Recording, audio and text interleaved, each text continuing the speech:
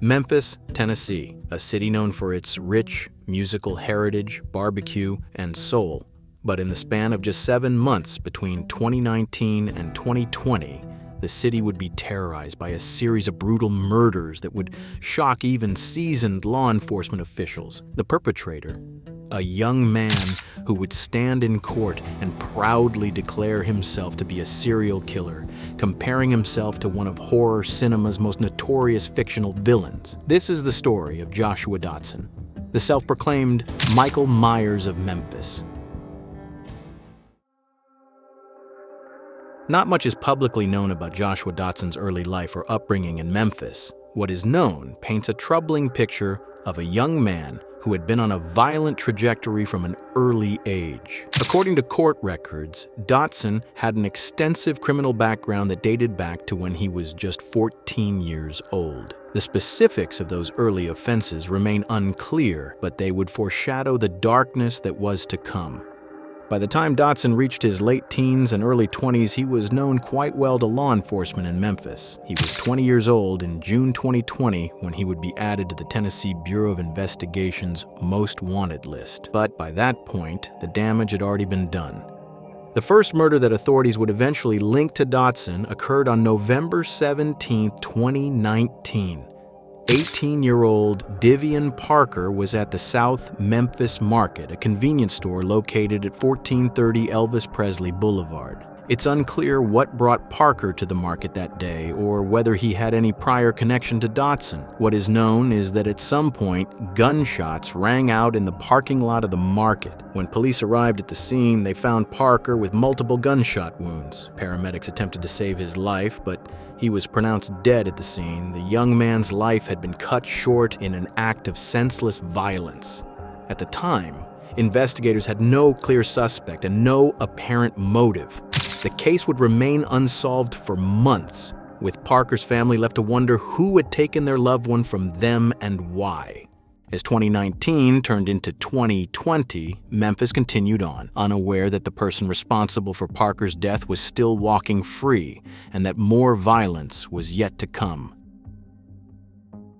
6 months would pass before Dotson would strike again. On May 24, 2020, another shooting would rock South Memphis, this time near Jesse Turner Park on South Bellevue.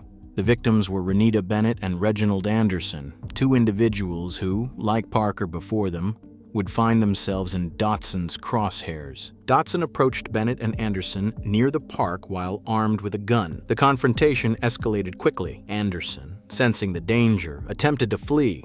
However, Dotson continued firing at him as he ran. Anderson fell to the ground, fatally wounded. Bennett was also shot multiple times during the attack and would also succumb to her injuries. The shooting near Jesse Turner Park sent shockwaves through the community.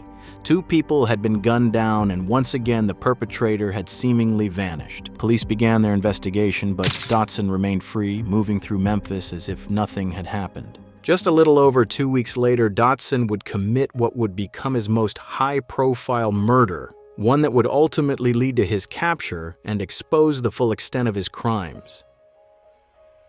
Jamisha Kovvenson was 19 years old and nearly 6 months pregnant in June 2020. She was in a relationship with Joshua Dotson, though the exact nature and duration of their relationship remains unclear from public records. What is clear is that by June 12, 2020, the relationship had become volatile and dangerous. Kovvenson lived in a home in the 1200 block of Quinn Avenue in South Memphis, near the intersection of Bellevue Boulevard and South Parkway East. It was there, on June 12th, that an argument would erupt between her and Dotson. According to investigators, the dispute began over a Facebook post and Kovvenson's pregnancy.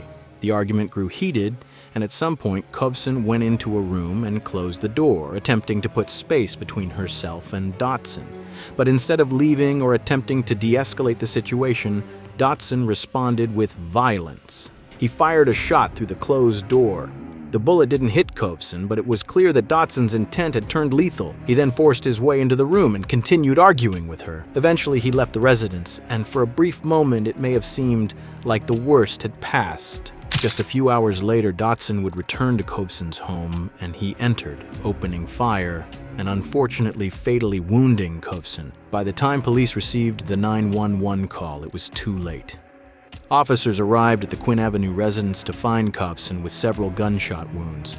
She was rushed to the hospital, but neither she nor her unborn child could be saved. Both were pronounced dead shortly after arrival. Morbidly enough, just 2 hours after killing both Kovvenson and her unborn child, Dotson would post a memorial on his Facebook page, simply writing the words "Fly High." Clearly, he had wanted to make it seem like he was a grieving boyfriend rather than the actual perpetrator. Of course, police were able to see through this, and Dotson became their prime suspect. Alongside witness testimony and evidence against him, it seemed like they had a cut-and-dry case. However, Dotson would once again go into hiding. A few days after Kovvenson's murder, Dotson posted a Facebook Live video. In it, he denied any involvement in her death and claimed he was planning to turn himself in. In the video, he would proclaim that the police were lying and that Kovvenson had simply gotten caught up in a life of danger and that he didn't do it. For quite some time, Dotson would remain on the run, even as investigators began connecting him to additional murders. By June 17, 2020, the Tennessee Bureau of Investigation had added Dotson to their most wanted list. The charges were stacking up. 4 counts of first-degree murder, 2 counts of attempted first-degree murder, and 2 counts of employment of a firearm during the commission of a felony. A reward of up to $13,500 was offered for information leading to his capture. The TBI warned that Dotson was considered armed and extremely dangerous. A massive manhunt was underway, with multiple law enforcement agencies working to track him down. 6 days after killing Kovvenson, on June 18, 2020, Dotson's time on the run came to an end. The U.S. Marshals Gulf Coast Regional Fugitive Task Force, working in conjunction with local law enforcement, tracked him to the Nashville area, and he was taken into custody without incident. Dotson was transported back to Memphis to face justice. He was indicted on October 14, 2020, by a grand jury on 2 counts of first-degree murder in the deaths of Jamisha Kovvenson and her unborn child. Prosecutors also began building cases against him for the murders of Divian Parker, Renita Bennett, and Reginald Anderson. As Dotson sat in jail awaiting trial, his behavior became increasingly concerning. According to Judge Carolyn Addison, who would later preside over his sentencing, Dotson exhibited criminal and sadistic behaviors while incarcerated. He was involved in incidents with shanks and ice picks, engaged in inappropriate conduct, and displayed assaultive behavior toward jail staff. Judge Addison would later state that in 20 years of practice, she'd never seen anything as thorough and detailed as the documentation of Dotson's violent conduct behind bars. The trial for the murders of Jamisha Kovvenson and her unborn child began in August 2024, more than 4 years after the killings. The prosecution presented a strong case, with at least 10 witnesses providing crucial testimony. The evidence against Dotson was overwhelming: witness statements, physical evidence, social media posts, and more.